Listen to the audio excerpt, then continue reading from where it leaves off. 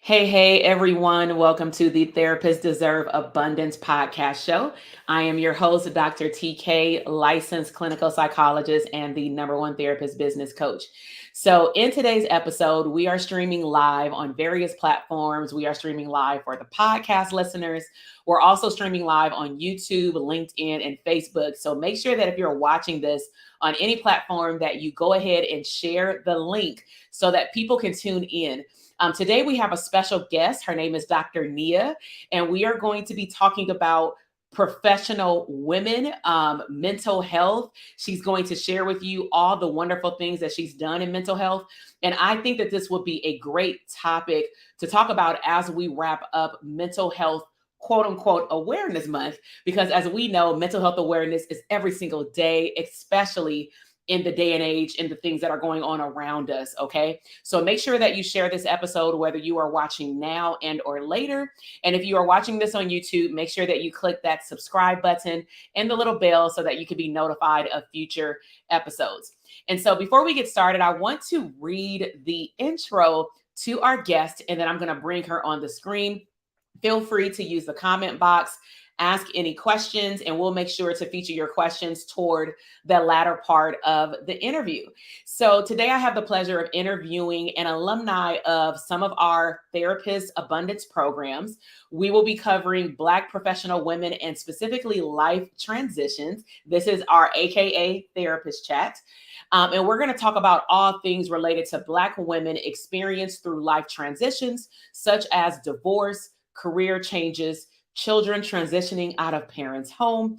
And two epic therapists are going to get together today. So our guest, Dr. Nia, she is a trainer, she is an educator, she is a licensed clinical social worker with a passion of living happy, whole, and well, y'all. Okay.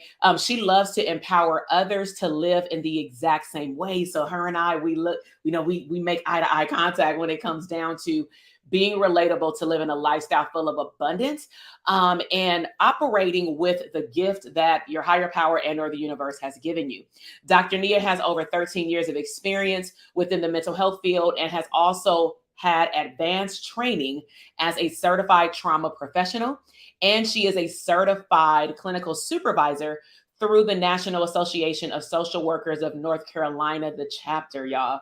So I, without further ado, want to bring on our guest today, Dr. Nia. How are Hey you doing? y'all, I'm good. How are you? We are good. We are good. So let me pop open your name so that people can get you in here. But I am just super, super excited to have you as our guest today. And so as we have people popping on, I already did a brief intro, but can you let our listeners know where you're located at now Mhm. and a little bit about yourself? Yes, so I'm located in Greensboro, North Carolina, and I am the owner of Spirit Counseling. I help women in transition, therapists, pastors, and leaders care for themselves as you care for other people. And I do that through group coaching and group wellness sessions. Sometimes, as we're working with people, we're carrying out our responsibilities, we are neglecting ourselves, and we can develop issues from that. So that's what I do. That's good. That's good. So let's go ahead and kickstart this episode. My number one rapid fire question is, how did you get into this great field called psychology and or social work? Yeah. So growing up, so I'm a church girl, y'all. So growing up, I used to see this lady at my church every Sunday, and she would just have a different set of kids with her. And I knew these were not like all her children. So I was like, what's going on? And I found out that she was a foster care social worker. And I just thought it was so neat that she was able to meet these children, find them homes, help to empower them. And also, just growing up as a minister's daughter, I constantly had like a first seat exposure to this church member called and they need help with this and they need help with that. So I just feel like helping has always been something that I've been oriented to. And literally at 9 or 10 years old with that church lady, I was like, this is what I want to do. That is awesome. And I always learn something new about one Mm-hmm. of our students in our community. Yeah. So some of us have been, I guess, embedded in the church, Mm-hmm. literally. All right. Yep. So give our listeners a perspective because sometimes we have I'm gonna say pre-licensed therapists, mental Mhm. health providers, or social workers who are going through school. And Mhm. so, can you let us know what was your schooling like? Where did you go to school? And then what was the process of graduation and licensure? Yeah. Okay. So remember, I knew that I wanted to help people, but the way I wanted to help people all throughout school, I went to North Carolina A&T, to HBCU, Aggie Pride. And when I was in school, I would literally say all the time, I do not want to sit and listen to people talk to me about their problems. So I had what was known as a macro focus, and that's like doing grant writing, program development, kind of planning out things for people with systems, right? I did not really have an interest in direct one on one counseling. So when I graduated with my bachelor's in social work, I went on to the University of Illinois, Urbana-Champaign, and received my MSW, again, focusing on macro practice. I never saw myself sitting down talking to people one on one therapeutically. But when I graduated, of course, the jobs that I wanted, I just didn't have the experience for it because they were all leadership positions. So I ended up working as a intensive in-home social worker. So essentially, I was working with children that were like transitioning out of juvenile justice, group homes, or trying to keep them in their home to prevent out-of-home placement. And I loved it. Like, I was like, what? Like, girl, you said you never wanted to do this, but I loved it. And so, I went through that process, got my licensure, and then I kind of had the epiphany probably a few months ago that I am building programs in my business that I said I wanted to do when I initially went to school, but it's just coming in a different way. So Mhm. all things work together and they come together. Yep, and they come delivered right on time when we know spiritually when you can Mm-hmm. get them on. Because Mm-hmm. sometimes we want things to come on either prematurely or, just a little Mm-hmm. bit earlier than what we can actually handle. Yep. So, yeah, that's awesome, and I'm also wanting to pick up on the point that you did not have everything planned out in the beginning. You did have a vision, but even the vision was adjusted over time based on how the universe or God wanted you to show up right now. So I think that is awesome for people to see that you don't have to have every single thing planned out and Yeah. everything will still come, to the place where you want it to be. So that's awesome. Yeah. And I would Yeah. also say I was just open to opportunities because I really had a choice to make when I finished my MSW of like, okay, are you going to keep knocking on doors for Mm, positions that really aren't quite for you? Are you going to explore something else and just trust and believe that it's going to lead you back to where you desire to be? And that's what I mhm. did, and I don't regret it. Yes. So for some of the students who are, let's just say, in school or getting their hours, what types of populations did you work with throughout this entire process? Okay, so I've worked a lot with children and families, again, for youth that are having a lot of behavioral issues. I've worked with women experiencing mood disorders, depression, bipolar disorder. I've even worked with individuals that have like severe mental illness, schizophrenia, and things of that nature. And from all of it, it's been interesting. It's made me verse. And then, of course, working with people who have experienced trauma. So, sexual abuse, physical abuse, things of that nature. Okay.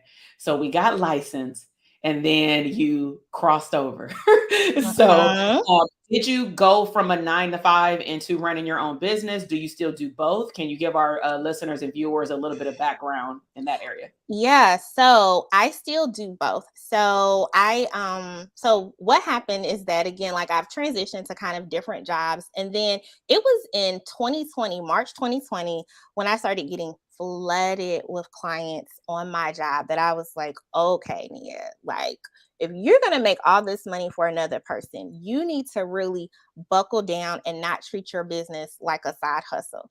Because similar to how I said, I didn't want to sit and listen to people talk to me about their problems, I also said I didn't want to work for myself full time. So I had like a business, in Mhm, name, but I was not really trying to develop it. So I would say mhm, that it was 2020 that I was like, all right, let's get serious with this in terms of just what I really want to do and things of that nature. So I'm still working full time.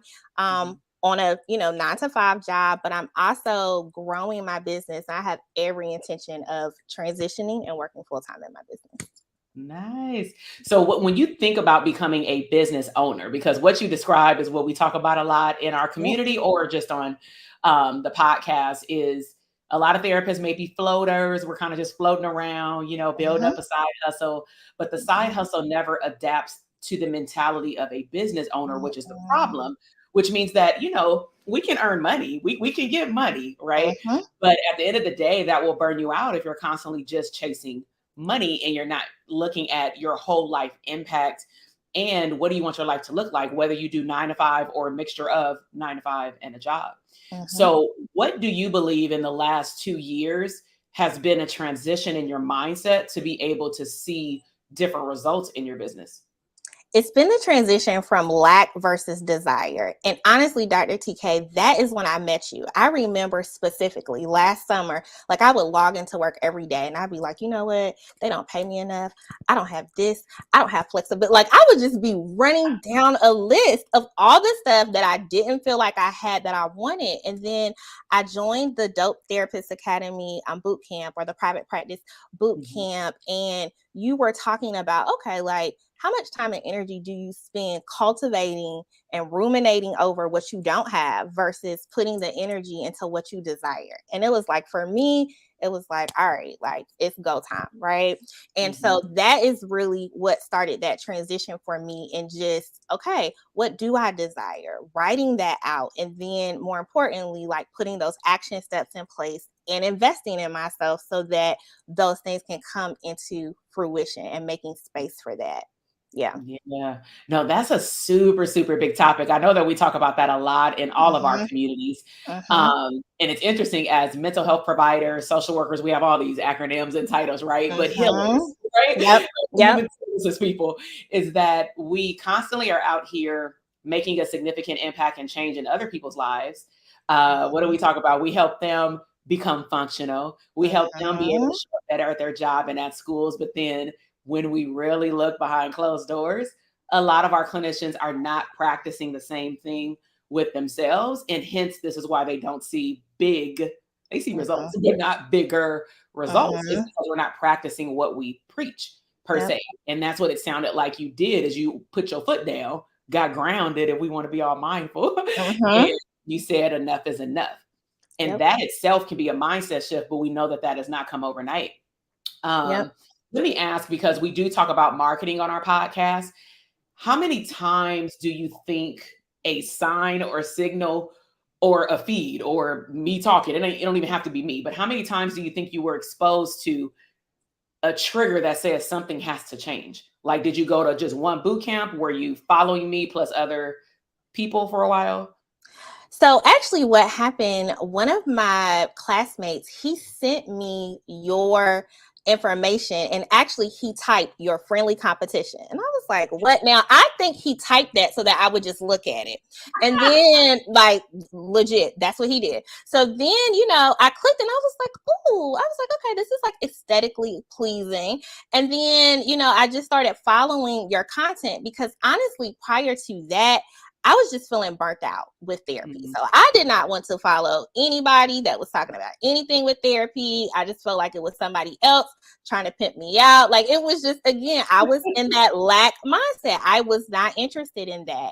So, and then it was like, once I actually kind of started to like make that shift mentally, then I was open to even seeing like, okay, it's multiple people that are providing information and insight, and just opportunities. So yeah. Mhm. Yeah. And I'm glad that you brought that up, because sometimes it is always a friend, right? That puts you in front of the right person. I mean, honestly, that's how I met about 4 out of 5 of my coaches. It was because of a Wow. friend just inviting me to an event. And I'm like, okay, I don't have Mhm. nothing to do, not even Mhm. realizing what I was about to walk into. But I Mhm. also am glad that you mentioned I'm gonna say the marketing aspect of sometimes when we want to get a message across, it's not just highlighting a pain point. And I know that we've talked about this in DTA a lot. Like, I understand we work with trauma, we work with depression, we work with grief and loss. But at the end of the day, sometimes people go like to places of social media to escape the grief and loss. Mhm. And so I understand we want to remind them that that's our expertise. But at the same time, if I'm constantly posting to therapists saying, you broke today, huh? You broke, this Mhm. I'll do some funny, reels and videos about that. I also want to be mindful and show therapists, as you just mentioned, we really should shift our focus, especially after 2020, with highlighting what is possible. Because if you really think about the psychology of the people in our world across the globe right now, we were nothing but reminded of everything that went bad because of the news and things are still happening, And so I just want to highlight that. And I'm glad that you brought that up, because what would it look like if a potential client went to your feed and instead of them just looking at what I'm doing wrong and why I need therapy, you actually show them that as a result of therapy, this could be your life. This could be your relationship. This could be you with your congregation, because we'll get into your work right now, right? Yeah. So I know that you do a lot of things within your mental health umbrella of services. One topic, though, I do want to bring up is spirituality and mental health. So what do you do in that arena, and why are you excited about it? Yes, so I'm excited because I just feel like I'm in my bag with that. So as I shared with you all, I am a preacher's daughter. So I've grown up with a firsthand experience to just the things that pastors and leaders deal with. We think about just, kind of that sense of availability. And then because you're a man, a woman, or God, people don't necessarily view you as being human. You don't even necessarily view yourself as that, right? And then when we think about the pandemic and multiple funerals, facilitating those funerals. Sometimes people call their ministers and their clergy before they'll ever go to counseling, and kind of dealing with that. And so one of the things that I started to kind of see was a level of burnout across ministry for pastors and leaders, as well as just some signs of secondary trauma, as you're a first responder and absorbing people's pain. And so with that being said, one of the things that I've started to do is offer group wellness sessions for pastors and leaders, so that it's safe, confidential, but so that you can address just some of your experiences. And then, of course, gain those skills to help you put a name to it. It's not that you've lost your faith or that you don't care about people. It's that, hey, you had this experience and it kind of stuck with you and you just need to process through it. So I love doing that. Yeah, I'm so excited. And we'll talk about Vegas in a moment, but I'm just super excited because that was a lot of the work that I did with my church, even before the pandemic as well. And it's also an area that I know I constantly bring it up in DTA. And I'm like, yo, for those of you who are even remotely involved in your church, what are you not doing? Get yourself involved. If you're trying to figure out creative ways to tithe your time, if you're trying to figure out creative ways to, this is golden nuggets for those of you who are watching now or later, I hope y'all taking notes. This would also be your ability to adhere to the APA ethics code, which promotes a certain percentage of your time. You have to create that percentage of what is pro bono work. And so sometimes, some people are like, nope, that's beneath me. I'm not offering anything for free. But I'm like, you never know what speaking on a platform like that not only can do with your relationship with God, but also speaking your authority in front of a lot of people, because you never know who they know. So one of the general rules that I have is I don't see people in my congregation, but it doesn't mean that I don't have a whole community of therapists who can't see my clients, the congregation. And that's one of the benefits. But because they know me, I can break the barrier to mental health. And then I'll just say, I have a trusted group of clinicians that some of them are in California or licensed in California, and they can serve you. So I'm so happy that you're tapping into this. And, I hear a few therapists tapping into this arena, but some people don't go all the way in. So speaking about going all the way in, I wanted to introduce our audience, because I talk about a phrase a lot called the hot seat. And we just wrote out a bonus, which I'll talk about at the very end for our conference, where we're going to do a raffle for one or maybe a few people to sit in front of the entire room at the conference and have a brief hot seat, right? With not just me, but with everybody in the room. And so, can you talk about how you experience the hot seat, especially related to building out processes for this particular mental health and spirituality? Yeah, so the hot seat is where you get the opportunity to sit down and literally just get feedback about an idea that you have. So my hot seat was, talking about the services that I wanted to provide for pastors and church leaders. And one of the things that I loved about it is that sometimes when you have ideas, like I know at least for me, sometimes I feel crazy because it's like, this makes sense. Like, will people want this? Is anybody going to be interested in it?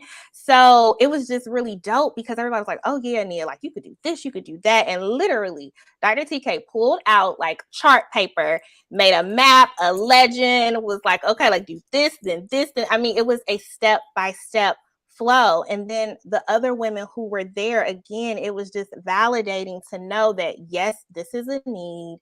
This is how you can do it. This is what we've seen done, and we're rooting for you. So that was like, all right, if people are going to take the time to, again, you made me a whole map, literally. And then, I'm getting all this feedback. The least I can do is say, like, all right, let's, throw it up. Let's see what happens. So, Right. yeah. So look at this comment we have. Ms. Bulls, as a therapist and minister in the church, I am so thankful for this conversation. Yes, you welcome. Mm-hmm. We love these type of Mm-hmm. conversations. Mm-hmm. So yeah, I really wanted people to see how you can take an idea and not feel like you have to flush it out by yourself. Because that's the biggest thing for us in our community is 2022. Our mission for all of our programs was to increase therapists' ability to collaborate because we've been in a season even before the pandemic, but it was just heightened of isolation, withdrawal, burnout, not being recognized as a first responder until now. 2 years later, we're grateful, but it took a while. Right. And there's still a lot of work to be done because people like clergy, ministers, people that are within administration in churches, they have always been in that position, right? Always. Yep. They've Yep. been in the pandemic in the church, but people have not been able to slow down and recognize that they need an outlet as well, because we also want to provide, this is what part of your hot seat, we talked about the importance of psychoeducation with the clergy and the congregation. We got to do both, y'all. Okay. Of when to make the proper referral to mental health. And I had shared, because everybody has their own perspective or different bishops and pastors. So I'm like, I could just speak to mine, and Dr. Roche spoke about hers. But one of the things that I shared is like, my bishop is even younger than me, like by a few years, but he's been in the church since he was a kid. And one of the things that he had shared with me is like, I know everything cannot be prayed off, and so certain things are out of our scope. And sometimes they don't know how to teach their leaders in the church when to make a proper referral, like levels of care. And that's where we would come in and use our gift. You have a gift for a reason. So it shouldn't just be only in the clinic, like spread the news. Okay. Yes. So And I what feel, yeah, go ahead. And like with the pandemic, the lane is open. It's just so interesting. Like, and honestly, prior to the pandemic, many people in my church didn't even know like what I did. But now that they know, it's like, oh, okay, you did this. Or sometimes I'll be at church. They're like, oh, I watched your live video. I get your notifications. I'm like, oh, look at the Lord. So, people are open to it, you are. It's definitely an opportunity. Education. And I know we outside of almost 3 days of Mental Health Awareness Month, but as we mentioned in the beginning, mental health awareness should not stop, especially of what the events have come up, in our world these last few weeks. Mental health should be all the time. It shouldn't be where you only want to go to a church or to a school to talk to people about it in May and in October. You should be making this potentially part of your business structure.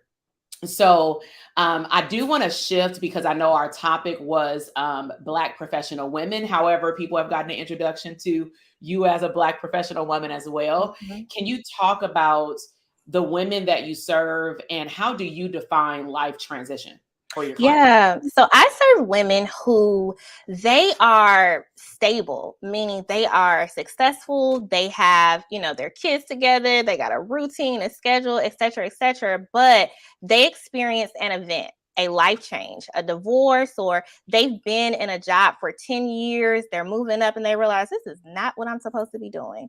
Or they have, their friend circle, and then all of a sudden I don't fit in because I'm changing.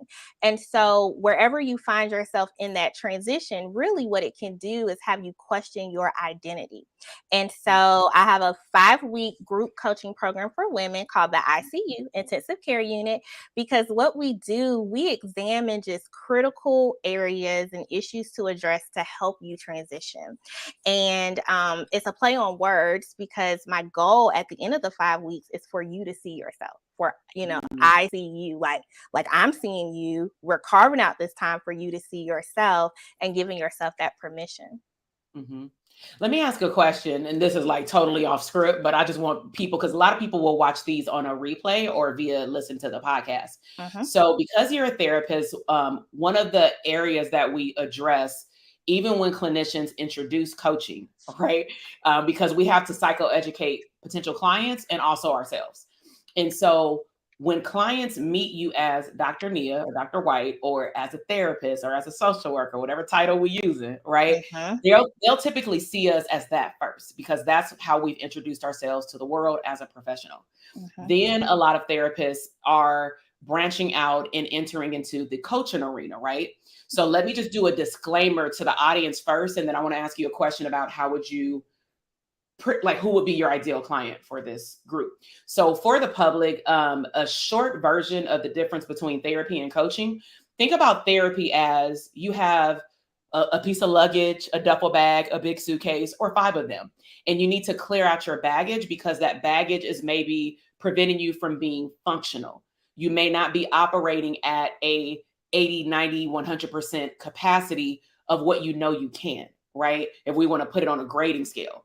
So therapy would be fleshing out, processing some things we can't fix. We can just move through it and learn coping strategies to move forward. But it's to get you functional, whether it's in school, at work, in your business, and in your relationships. And that can be personal, family, etc. Right?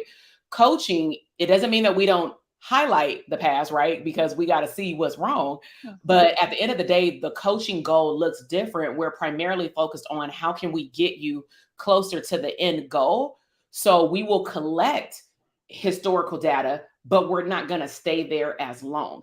And I do like to highlight that anytime someone is on our platform, because they see us as therapists, they see our acronyms and the introduction, they go to your website, and I don't want people to get confused. And so who would be the ideal woman for this group over therapy services for you?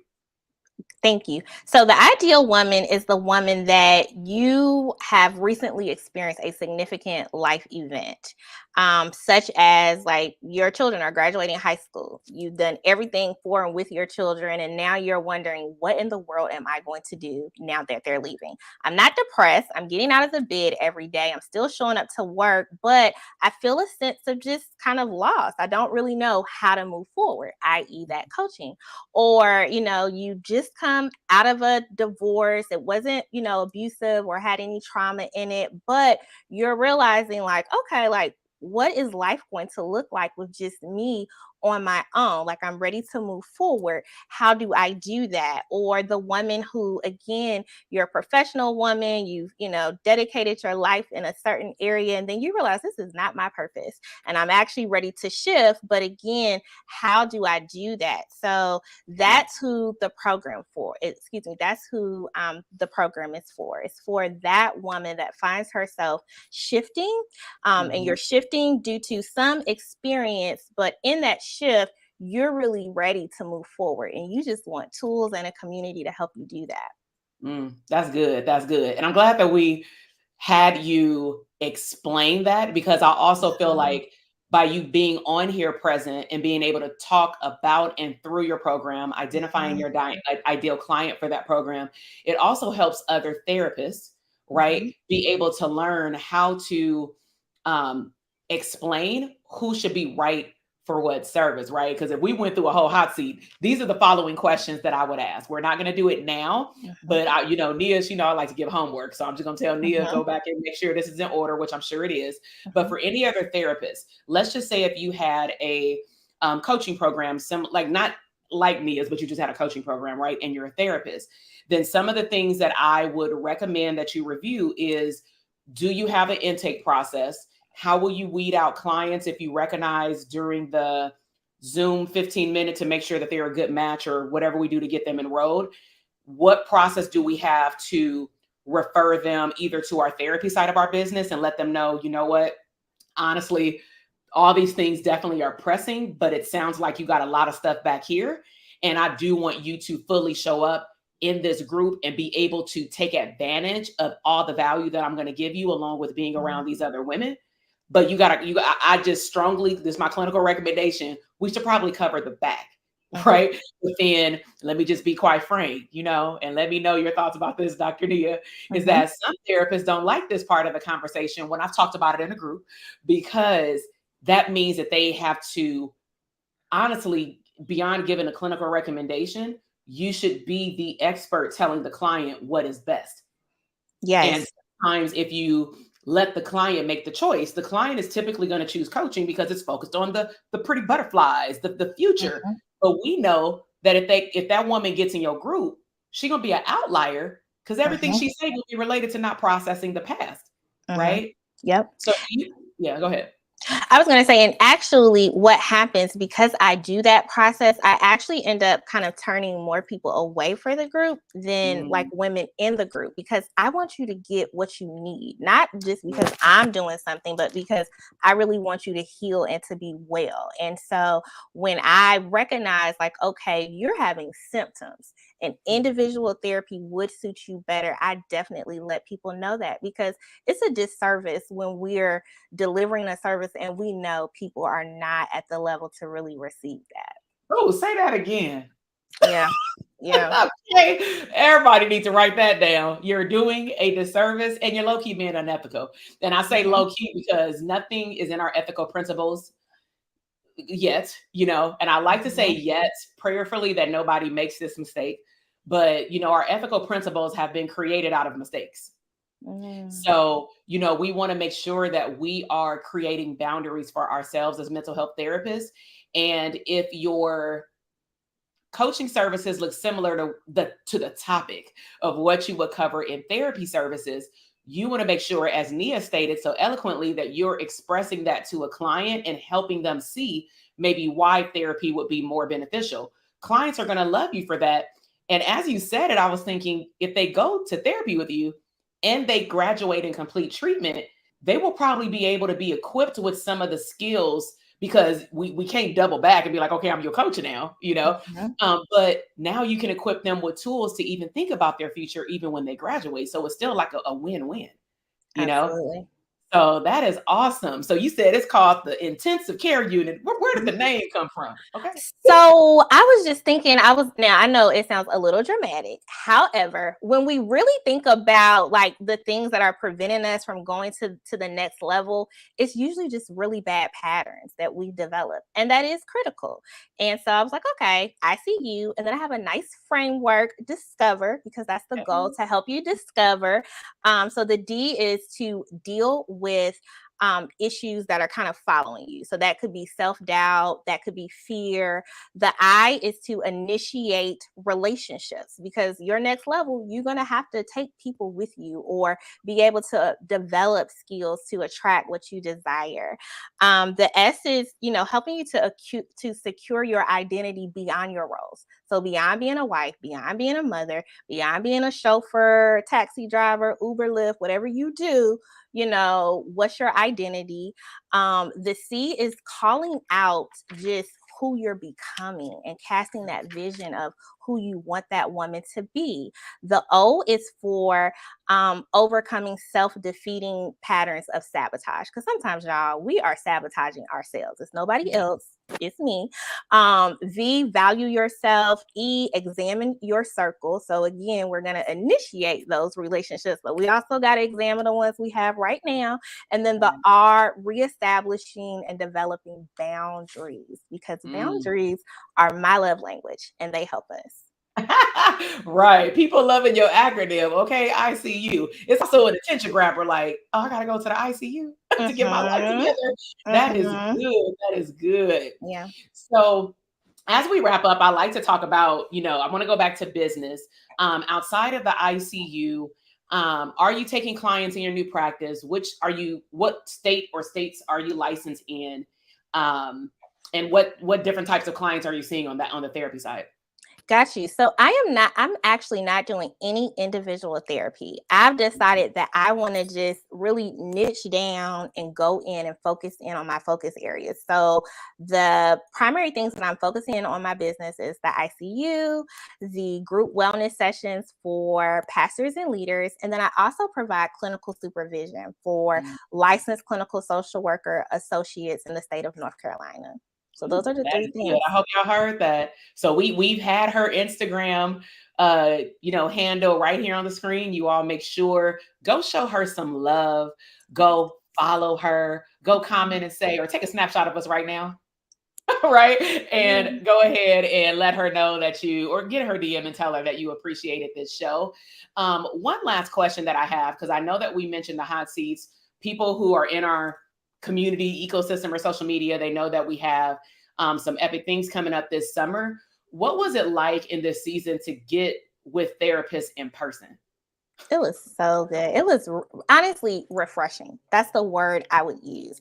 And I use that word because, again, I think we're just kind of trained to do one thing. So being able to be in a room with other people who desire to do just things outside of the box, again, some of those crazy thoughts that you have to yourself, and you just feel like, all right, is this realistic? But to really connect with other individuals that are like-minded, and then to have that human touch point, it was dope. It was good. Yeah, it was fun. And that was a group of 8. We taking it Mhm, to a room of 100 or something. mhm. And so, any last words that you want to share with a mental health healer and provider, and maybe they're feeling burnt out right now? What are some words of wisdom that you can share with them?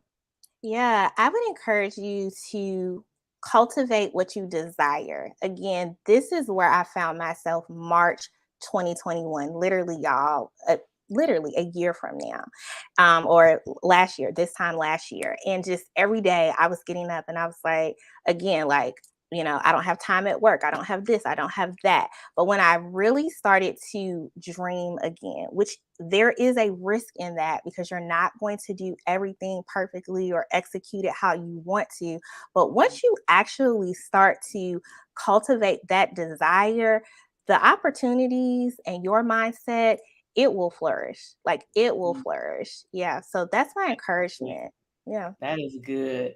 So, everybody, hold on. We got some great announcements. But first, I want to say out loud in front of everyone tuning in on the podcast, on YouTube, on LinkedIn, and on Facebook, how grateful I am that you have made yourself available to talk about this topic.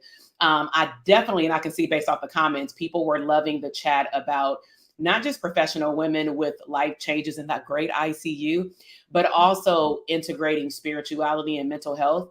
And so, for anyone who's interested, what's the best way that they can contact you if they are interested in the services that you provide for the church? Is it the Yes. Instagram or website?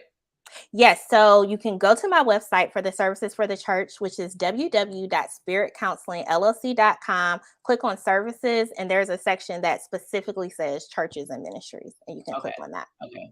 And we'll make sure to link all of this up in the YouTube show notes and in the podcast show notes, but also make sure that you head over to her Instagram.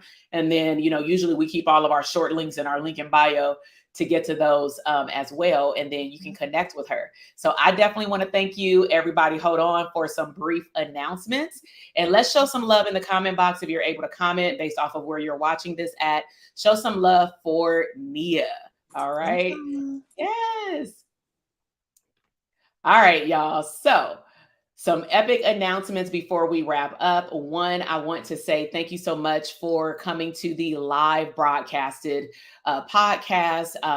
Again, if you have not had a chance to, make sure if you're watching on YouTube to subscribe and leave your comments. Those definitely help. One of the things that I wanted to go over is an epic list of bonuses that have been released as of this morning at 8 a.m. Pacific Standard Time for the Therapists Deserve Abundance Conference. And so if you want to learn more about the conference, all you have to do, let me put the link up. all you have to do is go to drtk.com/TDA. You can learn about the conference there, but in short, it is a space for pre and post licensed therapists. If you are pre-licensed, it is a good place for you to come and get ahead of the game, adopt the mindset of a business owner before you have to unlearn a whole lot of information, which is half of the therapist community, right?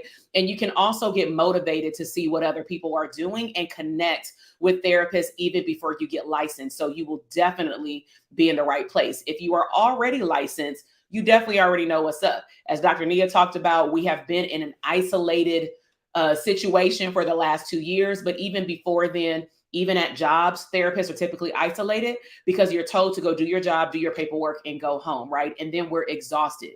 And so the conference is really about you integrating, not balancing your business life with abundant living. And in that, we have some kick butt speakers. I don't want to curse, right? Which I feel my energy.